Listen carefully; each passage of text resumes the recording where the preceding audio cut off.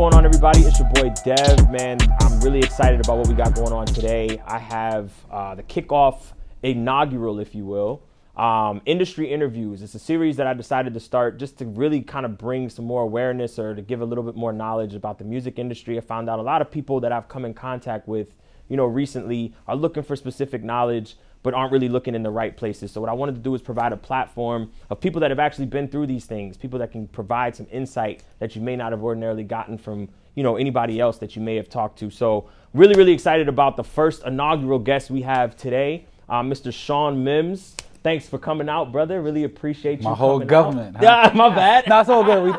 It's all good. Now, Sean Mims. Sean Mims. Everybody knows him as Mims. I call him Mr. This Is Why I'm Hot, one of the biggest records in the country. It's not the world, right? I mean, there was a big record. Yeah, it brought me around the world. I won't lie. So, yeah. Facts. That's what's up, man. That's what's up. So I'm really, really excited about having him here today.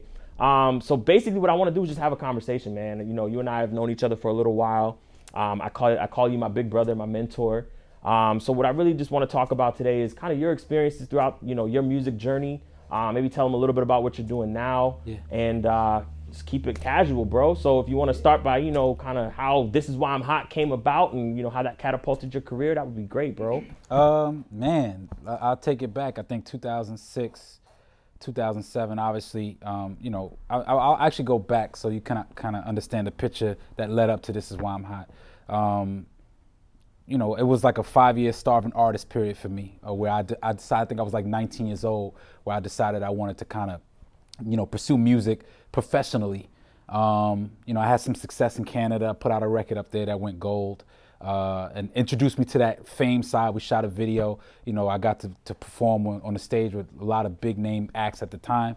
So I'm like, I want to pursue this. I think that this is a great career for me. And the little I know, it's going to be like a 5-year starving artist, my stomach touching my back, sleeping on a mattress on the floor period of my life. And I mean, obviously, I always tell people like that was the most fun I've ever had during that time of trying to make it from point A to point B.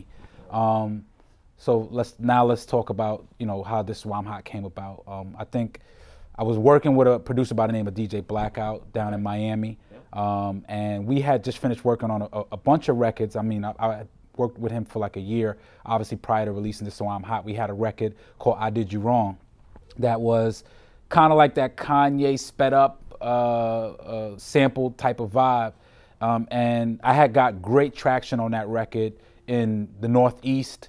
I got great traction on that record in the Bay Area. Like a lot of the stations were picking it up, and certain places in Florida were picking that record up. But I when it came time to actually getting down to pushing the record in Florida, I decided to go down, take a trip to a few of the stations. And one station, I remember her name, Beata, like great person, great friend of mine. She was like, I can't play this record on my station. This doesn't fit the vibe of my station. And maybe a few weeks prior, I had just cooked up this record called This Is Why I'm Hot. And I had it in my back pocket. And I'm like, well, okay, you can't play that record. Well, can you just listen to this and see if this is something that fits your station? And within like maybe, I guess a good 30 seconds of listening, she was like, yeah, this fits. I'm gonna bring it up to the mixers and let's see what happens. And I got a call, this is like a Friday. I think I got a call on Monday, like, yo, we're putting the record into rotation. That's dope. And once it went into rotation and, they played it on air, they front sold, back sold the record. I knew that I had something that was like, that was able to catapult me. But little did I know, Tampa supported it, Orlando supported it, Fort Myers, West Palm Beach. So I basically caved this whole state of Florida in, and I'm a New York artist, and I took that picture and I brought it back up to New York, and I'm like, yo, all the DJs in New York, I'm like, yo, I got this record popping off in Florida, support it, and they did. And the rest is history. That's what's up, man. That's what's up. You touched on a couple of things there that I kind of want to expound on. The first one was, there was a period of time where you were, as you put it, a starving artist. Yeah. And I think a lot of people overlook that part of the industry or part of that, part of an artist's journey. And even as a producer, I mean, there's a lot of things that go on kind of behind the scenes that people don't really know about. Mm-hmm. So, I mean, touch on those years. Like, what was that? What kept you going? What kept you, motivated to say, I'm going to stick to this? So I quit my job. Like I was working at Terminex, okay, which is the pest control company. Yep. And I remember I waking up one day. I was actually like I took a drive up to I think we were in Ottawa, because Ottawa had like their equivalent to what Carabana is to Toronto. They had it in Ottawa, and I remember saying to myself, I want to be there because I had this record that took off in Canada. Meanwhile, obviously, little did people know I was a superstar by day, but I was going to Terminex and killing bugs when I got back home. Wow. And I remember I woke up in Ottawa. And I was like, yeah, I couldn't even make it back to work. It was like a Sunday, like night. It was like Sunday morning, but we would have had to take the drive back. And I was like, nah, we're just gonna stay here for a day. And I knew I was gonna lose my job because of it. So my point to say is I quit my job. And that's when the starving artist part happened. Whereas obviously I knew, okay, cool. If I'm leaving one job, then I'm gonna have to dedicate 150% of my time in life to creating and making music. The great thing about my scenario compared to a lot of other people is that my support system was flawless. I mean, like I have friends that, believe it or not, let me sleep on their couch, you know, because I didn't want to have to pay rent at a place that was going to cost me more money. And I would sit there and record, you know, I had a computer, record in the basement, record records, you know, and so my support system was so amazing that I think at not only convincing people that I was a good enough artist to be in the music industry during that period, but it also showed people how dedicated I was to working on my craft, which made them more dedicated to actually pushing it. And that went on for about 5 years, man. I mean, yeah. I had some great times. Like I was able to tour with Method Man. I think 2003, I went on a national tour with him and we toured the country. So I got to see the Northeast. I got to see places in the South, and for the first time ever, I went over to the West Coast. So, if you listen to the lyrics of "This Is Why I'm Hot," I did a roll call in the beginning of the record. I went from New York to the South. That's because these are all places I got to actually see for the first time in my life, being on the road with another artist. Wow. And you know that also obviously contributed to my passion for like wanting to be out on an open road. So I mean. Great time, very stressful, but great period of time in my life. Facts. And I think a lot of people fail to realize like that's necessary, because that really probably helped mold you and build character with you too, because you're like, you know what, listen, I'm putting my all into this, so I have no choice but to succeed. Failure is not an option, you know what I'm saying? Yeah. So I feel like a lot of people, you know, they try to skip that part, or they try to cut the corners, and they don't realize that that's not going to get them to their ultimate destination. You know what I like to tell people? It's not even, I think people get frustrated at the process of it, right? Mm-hmm. So what I tell people, because I came out on the other side of it, is that's the most fun I ever had. Mm-hmm. And I've always been an advocate for letting people know, like, embrace that time, because I know it's not easy. I know it sucks when you're waking up and, you know, you're like, oh, well, you got to decide whether or not you're going to eat a good meal or you're going to put the rest of your money towards your craft. Mm-hmm. But embrace it, because as soon, and you know, not to sound like a Debbie Downer, but as soon as the money came in, the deal came in, you know, and like they say, more money, more problems. You start to, when people start to see your rise to the top, it starts to bring a lot of energy around you that probably is not great energy. And then and for me personally, I lost a lot more passion for the actual craft because of the business side being so heavy-ended on me. Right. Now that makes sense. There's something else you touched on, which is This Is Why I'm Hot wasn't even really the record that you were trying to push originally. Not at all. It came out, and that's, you know, I don't know if you had a plan for it, maybe it was a follow-up single or whatever, but like, I guess what I want to touch on is the importance of creating and just continuing to create and focus on that process, because you don't know what's going to be the next hit record. Some people are gonna hate me for saying this. I made This Is Why I'm Hot as a joke. I was joking. Mm-hmm. I was actually, let me say this. I was frustrated and I was joking when I made that record. So I remember I sat in the studio with my boy Chris Fields, who was actually my manager for most of my career, and he brought me this beat CD, and I was like, it was a bunch of beats on there that you couldn't really get lyrical with. And like, as a New Yorker, you know, you pride yourself on, growing up in New York my whole life, I prided myself on trying to say something in my music. And I remember he played a beat and I started freestyling. I'm like, you know, what if I just started rapping like this? This is why I'm hot. I don't gotta rap. I could sell a mill saying nothing on the track. Like, this is the simplest shit in the world. Sorry if I'm cursing. You can blank that out later. But, and I made it as a joke. And what it tells you about music is, even though we make music for ourselves, right, the reality of the importance of being a musician is that at some point in time, your message and your words stop belonging to you and start belonging to anyone who it captivates, right? So that's a huge responsibility behind being a musician, in my opinion. And I know people say, well, This Is Why I'm Hot wasn't the most thought-provoking record, but why I love the record is because it made people feel good. Mm-hmm. It made people wake up and want to exercise. It made people want to dance in the club. When you heard the reggae version come on, and you heard Junior Reid toot toot twang, like it makes people happy. And I think that, to me, that's the beauty behind. Even though I made it as a joke, the beauty behind it was that it actually became something that people embraced to make them feel good. And everybody has a little bit of hotness in them, so Facts. All good. And bro, I'm telling you, I still hear it. I still see it. I see it used on social media now, which is a huge platform. Which it wasn't really. It was kind of just getting going, kind of around that "This Is Why I'm Hot" time. Yeah. So did that play a role in kind of helping with the record at all, or? Yeah, I would like to say that I foresaw the digital era probably before a lot of artists understood it. Facts. It's funny because I had did an interview recently with another television show, and they pulled a clip up from the past of mine, and I was sitting on my tour bus at the time, and I was getting interviewed, and I know I was frustrated because I remember, and just keeping it real, I remember album sales. That was the topic of discussion. Mm-hmm. My first album, Music Is My Savior, because when you're talking about distribution of an actual physical CD, the whole hype is around, how many stores you can get it in, who's going to pick it up. Is Best Buy carrying it? I think Best Buy, Walmart, Target. You want to make sure that your CD is actually visible to everyone. Right. And I think that first week, we moved like 80,000 units.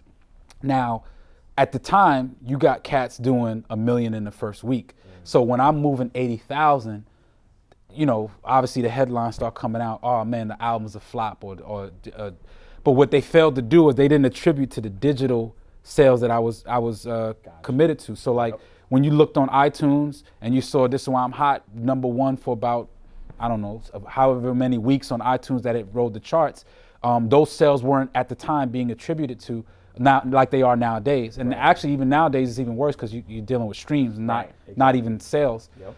And I remember I was frustrated. I sat in an interview and I said, you guys got it all wrong. I said, what you don't realize is that Steve Jobs just killed the game. Like he created this thing that we're able to, not only are we able to put our music on one device, but we're able now to actually pick and choose which songs we want to support and like. Right. At the time, it was unheard of because if you bought a song, you had to buy the whole album. The labels made sure of it. Right. And I was like, well, you wait and see. I said, give it some time. You're gonna see that the digital era is gonna be the biggest thing since Cook Grease, and look at where we at now. So I always tell people, like, I took it on the chin for the music business to kind of ridicule me, only to have to follow suit really shortly after from that time period. Facts.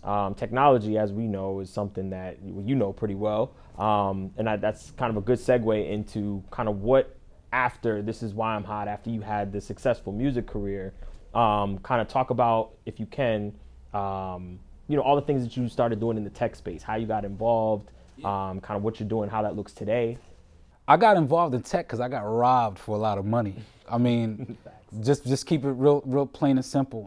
And not to even like tell the story of the sad artist story, but I have even currently now my catalog is being carried what we consider a true partnership. So I'm not signed as an artist who gets royalties paid and gets accounted to that way. In 2007, I grossed probably about $14 to $16 million for my record label. So the way it works in a true partnership, as the term actually alludes to, is whatever the costs and expenses are, you deduct that. Whatever's left over, you split it. Right. When I got my first check, it wasn't reflective of how much money came in. And what that did for me as an artist is it said to me, and you know, and this is what I obviously want like the world to understand. When we become musicians, I mean, I wasn't raised with a silver spoon in my mouth. So when I became a musician, a lot of it was built on passion and wanting to escape a certain environment. So when a company robs you of the money that you should have earned in that space, what it did for me was say, I can no longer rely and work for a system. I got to get myself out of this. And what I had to sacrifice in respect to that was I had to kind of walk away from a music career. A lot of people will say, look at my career and say, well, okay, you only put out a couple of records, you know, and they'll deem it a failure, but they don't realize that I actually walked away because what I didn't want to do was I didn't want to create this world where someone else is getting paid money for my hard work. And it's not even like, you know, justifiable. Like the check that I got was minuscule compared to what I had earned. So fast forward, I decided that if I was going to contribute to the culture, it would have to be something that allowed for change. And my little contribution in the tech space was I wanted to create an app that allows someone to record using their cell phone. Why? Because as you may know as a producer and someone who's been in the music industry, it's very expensive to hold the craft, just to even play around with it. And have fun with it, and everyone has a cell phone. So if I can create a studio environment with a cell phone, and I'm able to have aspiring artists collaborate with award-winning producers and aspiring producers all over the world, then to me that's a win, because not only can I save you money, but I can also I democratize the process. So I'm making it where you can actually have fun, and if you decide that you want to do something bigger, then you can invest in equipment and things like that. But if you know, 18 years old, I think I ran through about 25 grand in my own expenses to you know, help build my career. So that was my way of kind of like democratizing the recording process and giving back to the culture. Facts. Yeah, man. I mean, I was kind of tapped in when that kind of came about, and it was very interesting because it was kind of a pioneer. You know, there was nobody else doing that. Now you have, you know, the TikToks and these other apps. Where do you see technology from a music perspective? Where do you see it going, you know, for the future? Do you anticipate digital record labels, you know, because you have your you know, your United Masters, those types of things? You think they're going to start giving? I think they are giving artists deals now. How does that look to you in the future?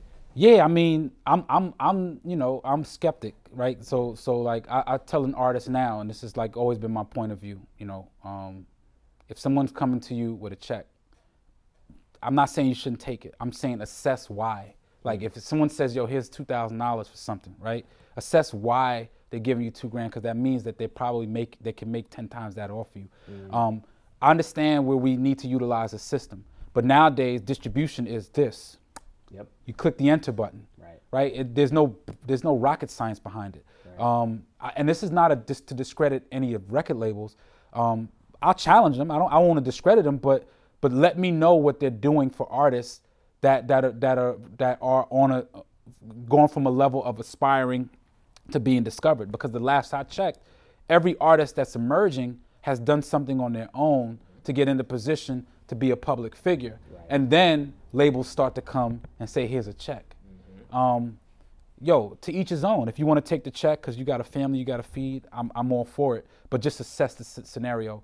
I think technology is amazing because it evens the playing field for everybody. It doesn't matter what it is: music, movies, sports. I mean, there's somebody out there right now that, remember you used to get told, don't play video games, is ruining your mind? Yo, there's somebody out right now that's making millions of dollars playing video games on Twitch or whatever platform. So, I mean, I'm all for technology. It definitely saturates the market, but it also evens the playing field so everybody can kind of has an opportunity. That's a fact, and that's a good point. So what would you say is advice you would give to an up-and-coming artist, producer, you know, somebody that's trying to get into the music game or the music industry? What advice would you give them to set themselves apart, being that the market is so saturated? How can you say, all right, this is what I want to, you know, this is this is why I'm different. This is why you should pay attention to me? You got to be creative. I mean, this is a part about being an artist or a producer. Yep. You got to figure out how to be more creative in the space. I mean, because I remember there's a producer I used to rock with. He actually come to the crib and work. His name was I think see if I mess up his name, please forgive me. Julie Giuliani or Julie Giuliani, right? I forgot. If I messed it up, sorry, man. But you're still my boy. But what I loved about him was that he was the first producer to take his beats online. He was the first producer to do the kind of leasing concept, whereas you go in, you cop a beat from him for like, I don't know what his prices were, but at the time it's probably like $1,000, $1,500, and people used to get on him like, yo, that's not the world. You're diluting the culture. But when I remember sitting with him and I'm like, yo, did you like have a good year? And obviously he's worked with some major artists, and he was like, yeah, like I'm doing all right for myself. I'm sustaining. I'm able to provide for my family. I'm doing what I love. And you gotta understand what being a pioneer is. Being a pioneer, you're gonna get laughed at first, always, right? Yep. Like when you do something that someone deems, oh well, you took a shortcut or whatever. I used to get mad. I'm not even gonna lie. I used to get mad when I watched American Idol. Yeah, right? I would get pissed off because I'd be like, yo, I had this 5-year starving artist period on my life. I busted my ass. I would be at every event in the city, and here this person going on television in a matter of a few weeks, and they get this huge deal, and they're huge. But I was wrong. You know why? Because what I didn't account to is that person had a starving artist period as well that no one probably got to see. Because no one ever sees that, right? They always think things are overnight. So I think you just got to be creative. Every year, I say, there's something that comes out that changes the wave of how we operate. And it's multifaceted, so it could be anything. Like I said, music, movies, whatever. I think we just have to kind of understand technology and then try to get creative in a way to kind of market and promote how we're doing something different than what has already been done. Facts. No, it's good like what you're doing now. Fact, appreciate that. Yeah. Man. Listen, this is something we're trying it out. We're trial and error. That's what I'm all about in 2021. Absolutely. So what's Mims doing now, man? Like, what do you got going on now? And we'll kind of wrap up with that. You know what? I'm in an industry. I'm trying to get into an industry now. I'm not going to say trying. I'm actually working on a few things. I've actually got into the food industry, and here's why. I'm probably giving my secret. I don't know when you're going to air this, so hopefully we'll save it. If someone's listening, if you take the idea, that's great. I mean, if you can enhance it, great. But what I realized is because of COVID and because of the times that we live in, and because of technology, the food industry has to me been the most disruptive in the last couple of years. Whereas a lot of restaurants, unfortunately aren't doing well because they carried a certain amount of overhead. So my interests have now peaked into the ghost kitchen concepts and virtual dining concepts. So what I'm trying to, my next steps is to open up a virtual dining franchise that allows me to operate a food franchise no matter where I am in the country. So that. Be on the lookout for it. It's coming. That's big. You'll see it. That's big. That's fire. That's a dope concept, especially now, given the times. That's something that's going to be. Like I said, disruptive, man. I want to be disruptive. So, that's where my mind is headed now. That's what's up. Hey, man, listen, I appreciate you coming through today. Industry interviews. Yeah. So, really appreciate you coming through, sharing your experience, man. Like I said, you're a big brother, so. Same, bro. I really appreciate you. Any last words for the people? Anything they should look forward to other than the ghost kitchening? And no, man. It's 2021. This is it was I would say rough year last year because I had a great year, but we made it into a new year, and I think if you're listening out there and you're watching, whatever position you're in life, man, just enjoy and embrace it because there's a lot of people that didn't make it into this year. That's a big fact. Big fact. So again, man, this has been the first installment of Industry Interviews. Really appreciate you tuning in. Be on the lookout for the second installment. Again, appreciate my brother Mims for coming through. And you can follow me at TheRealDevB on Instagram. I don't know if you want to give your IG, but I'll try to stay a social ghost, but you can hit me up. Mims Life is, I think, all across the board. It's Mims Life. The beauty about social media, and I'll leave it for people, is that I don't use it much, but anyone who does hit me up, I try to answer back. So definitely hit me at Mims Life. I think Twitter, Google, whatever. It's at Mims Life. At Mims Life. Word. Again, appreciate you for coming through, brother. Yep. Industry interviews.